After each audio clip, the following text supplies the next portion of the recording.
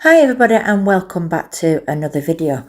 We're going to be doing something a little bit different today. I've got these three butterflies that I've drawn and printed onto an A4 sheet, and I'm going to draw them. I'm using them as a stencil, but I found that they weren't big enough for the actual coasters, so I ended up using them a different way.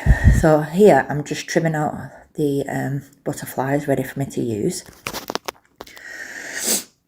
So what we're going to do is we're going to be sticking this butterfly to some parchment paper, which is greaseproof paper in the UK. And we're going to be using some painter's tape just to tack it down, just so that it doesn't move as I am drawing with it. I am on a voiceover today. The boys were noisy while I was doing my video, so I just thought, you know what, I'll just do a voiceover. So if you've got another method to use, painter's tape, or this is just optional. This was just what I had to hand. So yeah, the choice of materials you use is up to yourself. It's not something that's mandatory. So once I'd stuck that down to the paper, I lifted it up and it fell off. So I ended up having to put it back down again. And I just made it, it was properly stuck. If this painter's tape, it's not very strong. It's just some cheap one from a local dollar store that we have here in the UK. So what I'm doing first is I'm using Jidction's high viscosity UV resin. The high viscosity is a thick resin, so it doesn't self-level. It'll stay in place and not run anywhere. So I'm just putting that into a pot. The amount is not a lot, basically, and all I did was get my dotting tool, and I just shoved my dotting tool into the end of the nozzle of the black pigment paste, and that was all I used. It was just basically a dot. You don't need a lot. Yeah, you need your UV resin to be transparent. So I just mix this in, and you can test the transparency of your resin just by putting it up the side of the cup, and it was perfect. So what I'm doing here is I'm trying to get hold of the parchment paper with the stencil stuck down, and I've got a what's it called, toothpick, and I'm just going to draw. So I'm going to put you on a time lapse so you can see it, but all I'm doing is just going around whatever I see on the paper and going around that with black UV resin. So I'm going to play you some music and I will get back with you.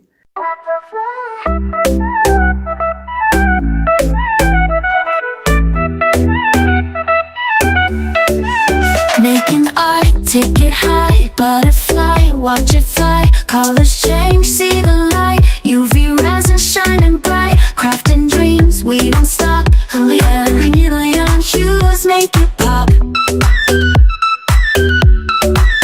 Every shade in the mix, creating magic just like this.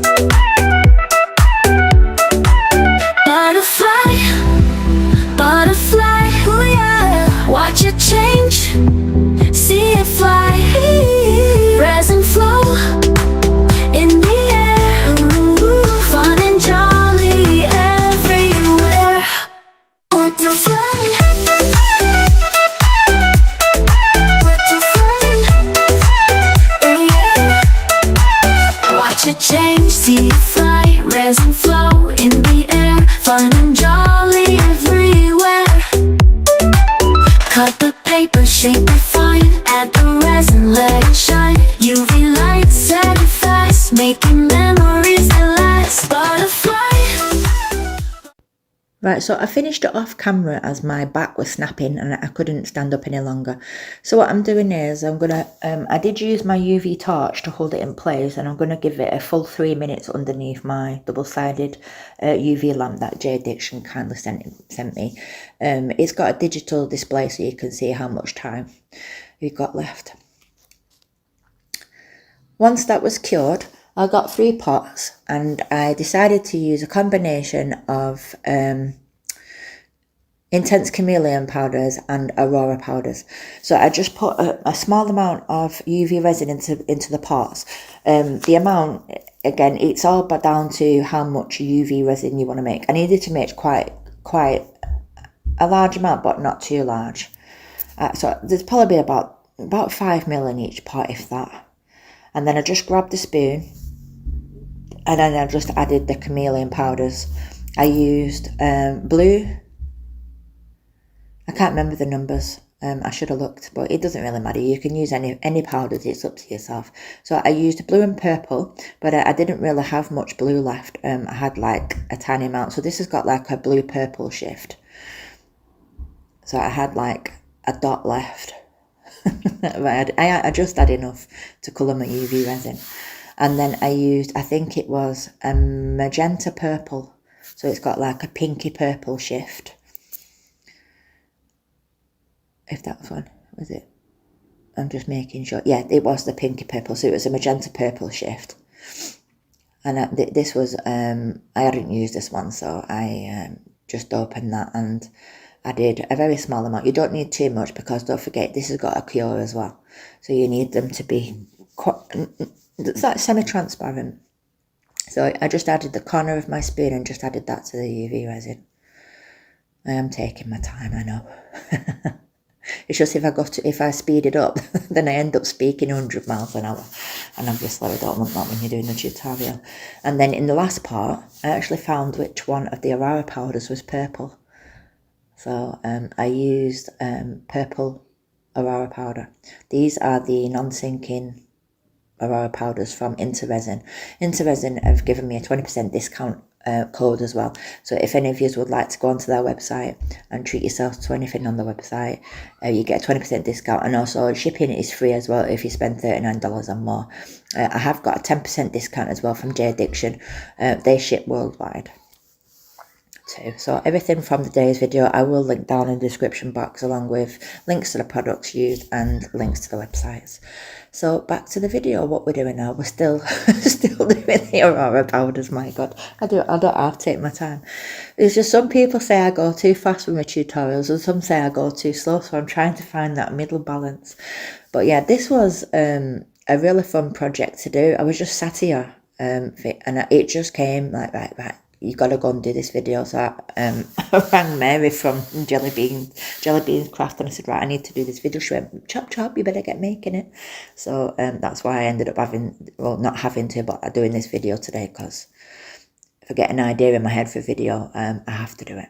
And it's not very often that happens. Right, yeah, so all I'm doing here is, I don't know.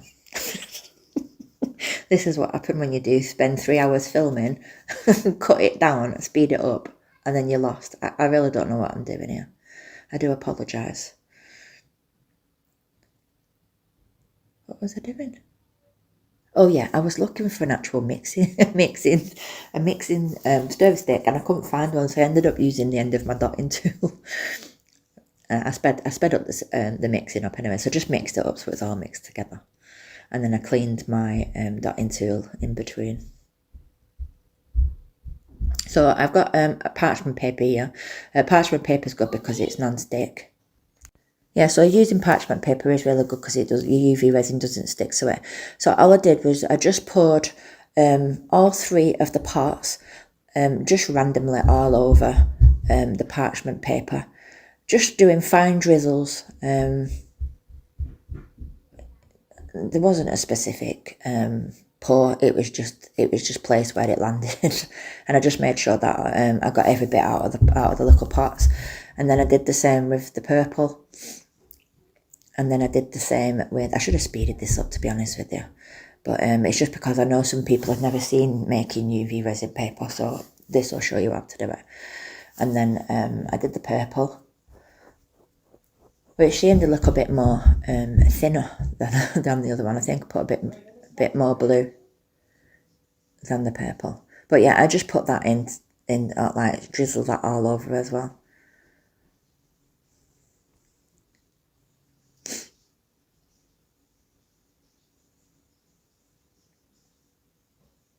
And once I've done that one, I cleaned my stick. Always make sure you clean your sticks, otherwise you end up contaminating your other colour. So just give that wipe with some kitchen paper. And then the Aurora powder, I just drizzled that all over the place.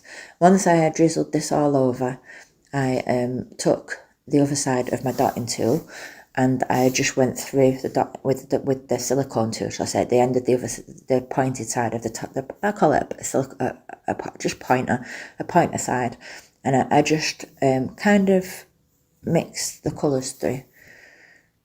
Not too much, because obviously you don't want them completely mixed, because otherwise it's pointless for you doing 3 different colours.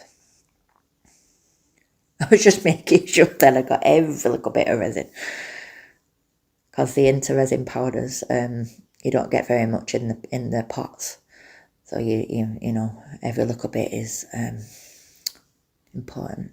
So what I did after this was I folded the paper back up, so I put the other side of the parchment paper on top of the UV resin, and then I just spread it out as I'm doing it. I just rotated my finger. And then I don't know what happened at this point, but I think somebody rang.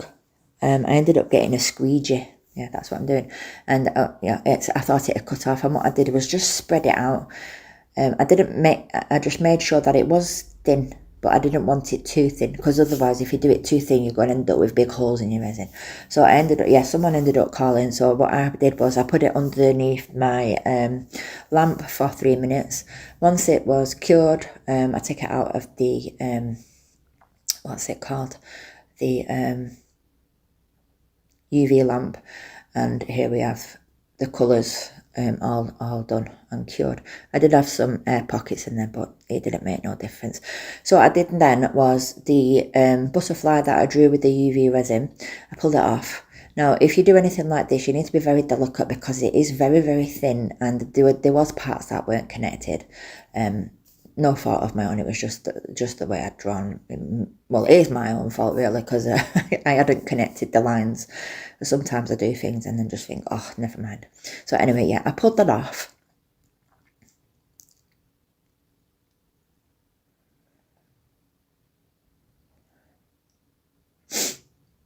Come on, Donna, hurry up, we haven't got all evening.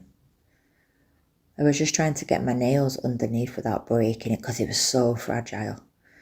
But yeah, I think there must have been about 3 or 4 lines that weren't connected to the actual body of the butterfly. It didn't really make it didn't make no difference. There was no damage to it. And what I did then was put that on top of the coloured UV resin paper that I'd made, and then I top coated it with UV resin. And I just made sure that the UV resin was covered on top of the whole of the butterfly. Now, the only bit that I didn't coat was the antennas and the body of the butterfly at the bottom.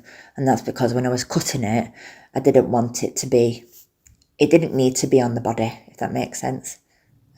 Because when I top coat it, when towards the end, then the top coat of UV resin will help stabilise the antennas and give it more strength.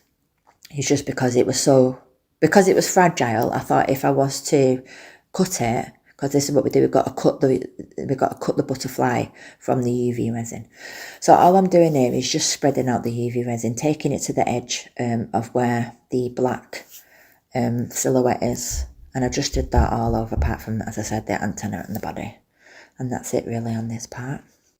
Right, so on this bit, I put this in the lamp again for 3 minutes. I always do it in 3 minutes, because I know in 3 minutes the resin is cured. Once that's cured, pull that out, and you can see that the top coat of UV resin has made the coloured paper more vibrant. So I go around just cutting it around, and then I'll cut it properly. I did try and use an Exo blade, an Exo knife, or a crafting knife, but by the time I'd come to cut the very delicate bits out, the paper had become too hard, and I didn't want to start searching around my room for the heat gun, because you can actually make UV resin soft, like UV resin paper soft, by dipping it in hot water or using heat. But it was 4:45 at this point, and I was running out of time. I needed to get this video done, edited, and up by the time that I usually put my videos up. So yeah, that's all I did, was just cut the butterfly out. You will see me in a minute try and use a blade, but it just wasn't happening. So you use whatever you can to cut it out. I find that the scissors cut the UV paper with no issue whatsoever. Yeah, so I basically just, there you go. I magic appeared some blades. Yeah, I did try. It just wasn't happening. And I didn't want to press down too hard because then the weight of my own body on the table would make the table unlevel. So I just thought, you know what, just do the best you can. If it doesn't work, it doesn't work. Look, see, I even tried going down, rocking it through. It just wasn't happening. So I thought I'd stuff it right. So I ended up just using the scissors. Can you tell that I don't know what to say?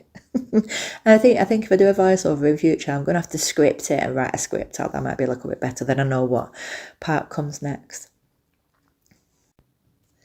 Right, so by this time I'd managed to cut it with all the scissors and it's all done. So what I'm doing here for the next part is black makes Chameleon flakes powders pop. So I cover the back in a very thin coat of black UV resin. This was the black UV resin that I had from drawing around the butterfly. And I just coat the whole of the back. Please make sure that if you do anything like this, that you do use a very thin layer. You can add another layer once you've cured the first layer if you want it darker. It's just because otherwise it won't cure. UV light needs to be able to penetrate colour. And if the colour is not that is too dark, then it won't be able to penetrate.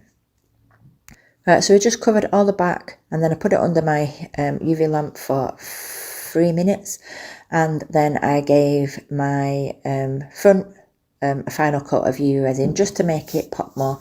And as you can see, it is more vibrant. So I'm not going to talk you to death. I'm going to speed it up and put you on a time lapse.